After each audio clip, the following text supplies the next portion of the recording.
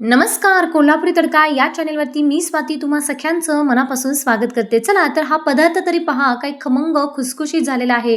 महिनाभर टिकणारा हा पदार्थ आषाढ महिन्यामध्ये जरूर केला जातो. तर या पिठामध्ये असा एक पदार्थ आपण मिक्स करणार आहोत, जेणेकरून तुमचा हा पदार्थ एकदम खमंग खुसखुशीत होणार आहे. अजिबात चिवट किंवा तेलकट होणार नाही. चला तर हा पदार्थ कोणता आहे ते या रेसिपीमध्ये पाहूयात आणि या पदार्थासाठी एक लाईक नक्की करा आणि रेसिपीला सुरुवात करूयात. चला तर त्यासाठी मी इथे एक भांडं घेतलेलं आहे आणि त्यानंतर एक वाटी घ्यायची आहे. त्या वाटीनेच आपण सगळं प्रमाण मोजणार आहोत. तर इथं पाणी मी अर्धी वाटी घेतलेलं आहे. आता हे अर्धी वाटी पाणी आपण काय करायचं आहे, गरम करून घ्यायचं आहे. तर इथं बघू शकता मी हे पाणी गरम करून घेतलेलं आहे. आता या गरम पाण्यामध्ये आपण गूळ टाकणार आहोत. तर गूळ ज्या वाटीने आपण पाणी मोजलं त्याच वाटीने आपण इथं गूळ मोजणार आहोत. तर फुल्ल एक वाटी मी इथं गूळ घेतलेला आहे.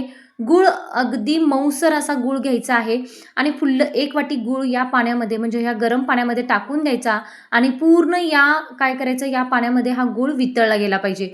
तर एका चमच्याच्या साहाय्याने पूर्ण हा गूळ वितळून घेऊया. गरम पाणी असल्यामुळे गूळ लगेचच वितळला जातो आणि एकदम मऊसूर गूळ घ्यायचा, म्हणजे आपल्या ज्या कापण्या तयार होणार आहेत त्या कापण्या अजिबात चिवट चिकट होणार नाहीत, म्हणजेच असं वातड होणार नाहीत.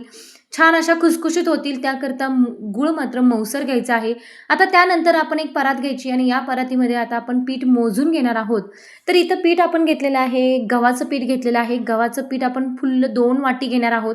तर इथं मोजून मी पीठ घेत आहे, बघू शकता. तर छान असं आपण हे पीठ चाळून घ्यायचं आहे आणि त्यानंतर हे पीठ आपण मोजून घेऊयात. तर 2 वाटी पीठ मी इथं घेतलेलं आहे आणि त्यानंतर तर गव्हाच्या पिठामध्ये असा एक आपण आता इथं एक पदार्थ टाकणार आहोत, म्हणजे पीठ टाकणार आहोत. तर त्यामुळे तुमची हा जो कापण्या आहे तो अगदी खुसखुशीत होणार आहे. त्यानंतर आपण अर्धी वाटी इथं बेसन पीठ टाकलेलं आहे. त्याच वाटीने आता आपण मेन इन्ग्रेडियंट्स टाकणार आहोत. जो पदार्थ आपण इथं टाकणार आहोत जेणेकरून आपल्या ह्या कापण्या खुसखुशीत होण्यासाठी मदत होणार आहे, तो पदार्थ म्हणजे रवा. चला तर हा रवा आपण या पिठावरती टाकायचा आहे. आता 2 वाटी गव्हाच्या पिठावरती हा अर्धी वाटी जर आपण इथं रवा टाकला तर अगदी खुसखुशीत कापण्या होणार आहेत. चला तर चवीपुरतं मीठ टाकायचं आहे. त्यानंतर मी इथं काय घेतलेलं आहे, सुंठ पावडर आणि बडीशेप पावडर मी एकत्र बारीक केली होती ती टाकायची आहे. त्यानंतर 2 चमचे आपण इथं फक्त तेलाचं मोहन टाकणार आहोत. लक्षात ठेवा, जास्त तेलाचं मोहन टाकू नका. चला तर हे सगळं तेलाचं मोहन आपण काय करूया, सगळं एकजीव करून घ्यायचं, म्हणजे हातानं चोळून चोळून घेऊयात, म्हणजे सगळ्या पिठालाही काय होईल, तेलाचं जे मोहन आहे ते सगळं पिठाला लागलं जाईल आणि छान असा एक आपल्या हातामध्ये असा उंडा करून बघायचा. तो छान असा उंडा बनला की ओळखून जायचं की छान असं तेलाचं मोहन यातला बरोबर आणि व्यवस्थित प्रमाणात बसलेलं आहे. तर अशा पद्धतीनं आपण इथं सगळं पीठ एकजीव करून घ्यायचं आणि त्यानंतर गुळाचं जे काही आपण पाणी केलं होतं त्या गुळाच्या पाण्यामध्ये मी सहज हात घालू शकते. याचाच अर्थ हे पाणी पूर्ण थंड झालेलं आहे. पूर्ण थंड पाणी करून घ्यायचं आणि त्यानंतरच यामध्ये मिक्स करायचं. गरम जर पाणी एकदम ओतलात तर आपल्या जी ही कापणी बनणार आहे ती अगदी चिवट बनणार आहे. त्यामुळे गरम पाणी ओतू नका. जे काही आपण हे गुळाचं पाणी केलं होतं ते पूर्ण थंड करून घ्यायचं आणि त्यानंतरच पिठामध्ये मिक्स करायचं आहे. सगळं एकजीव करून घेऊयात आणि त्यानंतर एक छान गोळा मळून घ्यायचा.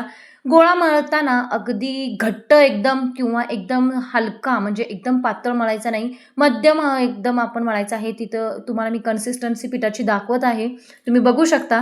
चला तर अशा पद्धतीने हा पिठाचा गोळा करून घ्यायचा आणि त्यानंतर थोड्या वेळाकरता आपण हा झाकून ठेवायचा आहे. थोड्या वेळानंतर झाकून ठेवल्यानंतर बघू शकता ह्यामध्ये रवा घातला होता, त्यामुळे एक 5-10 मिनिटं ह्याला झाकून तसंच ठेवायचं आहे. त्यानंतर 5-10 मिनिटानंतर उघडून बघून आपण हे जे गोळा आहे त्याला थोडंसं मर्दून घेऊन लगेचच याचे छोटे छोटे गोळे करून घेऊयात. आता या पद्धतीने मी इथे गोळे करून घेतलेले आहेत. एकच गोळा काढून घ्यायचा, बाकीचे गोळे तसेच झाकून ठेवायचे. आता त्यानंतर आपण पोळपाट्याच्या साह्याने यावरती काय करायचं आहे, लाटून घ्यायचं आहे. तर मी इथं हा गोळा थोडासा काय केलेला आहे, त्याला एक आकार देऊन त्यानंतर मी पोळपाट्यावरती ठेवून हा गोळा जो आहे तो लाटून घेणार आहे. आता ही जी पिठाची पात म्हणतो आपण, म्हणजे जी आपण लाटणार आहोत ते काय करायचं आहे, थोडंसं जाडसर ठेवायचं आहे. अजिबात चपातीसारखं पातळ असं करायचं नाही. थोडीशी लाटत आली की त्यानंतर आपण यावरती खसखस भुरभुरायची, म्हणजेच काय, ह्याच्यावरती खसखस लावली ना खूप सुंदर अशा ह्या कापण्या दिसतात. तर थोडंसं मी ह्याच्यावरती खसखस भुरभुरल्यानंतर पुन्हा एकदा आपण ही पात लाटून घ्यायची आहे. तर खसखस व्यवस्थित अशी त्याला लागावी याकरता थोडंसं नंतर आणि आपण काय करायचं आहे, हे लाटून घ्यायचं आहे. तर अशा पद्धतीने हे गोल आपण असा हे कापण्यांची पात लाटून घेतलेली आहे. आता त्यानंतर लगेचच आपण ही काय करायचं आहे, बघू शकता मी इथं कितपत साईजची मी जाडसर ठेवलेलं आहे. मी इथं व्हिडिओमध्ये दाखवते.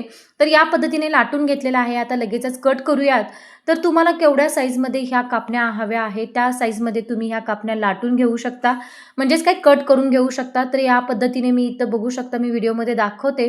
या पद्धतीने मी या कापण्या कट करून घेतलेल्या आहेत. अशाच पद्धतीने तुम्ही देखील ह्या कापण्या अशा कट करून घ्यायच्या आहेत. आणि आता सगळ्या आपण एकदम करून ठेवलं तरी देखील चालू शकतं. नंतर आपण त्या सुकत नाहीत आणि अजिबात नरम देखील पडत नाहीत. त्यामुळं काय करायचं, ज्या काही तुम्ही कापण्या लाटून घेऊन कट करणार आहात, त्या कापडावरती ठेवायच्या आणि नंतर सगळ्या एकदम तळून घ्यायच्या आहेत. तर अशा पद्धतीने आपण इथे कापण्या करून घेतलेल्या आहेत. तुम्ही बघू शकता मस्त असा त्याला आकार आलेला आहे. कलर देखील अति सुंदर आलेला आहे. चला तर अशा पद्धतीने इथे सगळं आपण कापण्या कट करून घेणार आहोत, म्हणजे लाटून कट करून घेणार आहोत आणि त्यानंतर लगेचच तळायला घेणार आहोत.